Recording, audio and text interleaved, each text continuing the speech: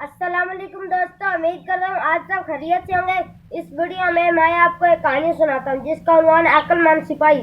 उन्वान मैंने लिखा हुआ है, मैं आपको कहानी सुनाता हूँ।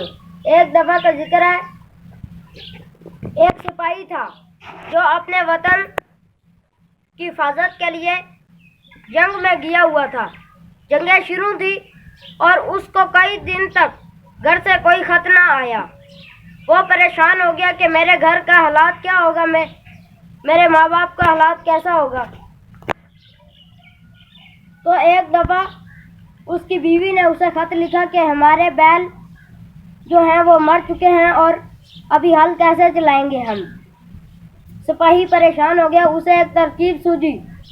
उसने अपनी बीवी को खत लिखा कि खबरदार, अगर तुमने किसी से हल चलवाया, वहाँ मैंने असला छुपाया हुआ है। जो खत गए थे उनको उस डाक खाने में उन्होंने सेंसर किया और सुबह ही वहाँ 1000 बंदा आ गया। उन्होंने चप्पे चप्पे पर जमीन को खोद डाला, लेकिन असला ना निकला।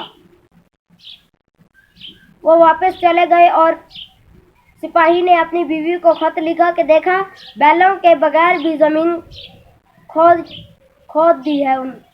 अभी तुम आराम से इसमें बीज बो दो। उसकी बीवी ने बीज बो दिया और फसल उग गई। नतीजा अक्लमंदी से कामयाबी मुमकिन है।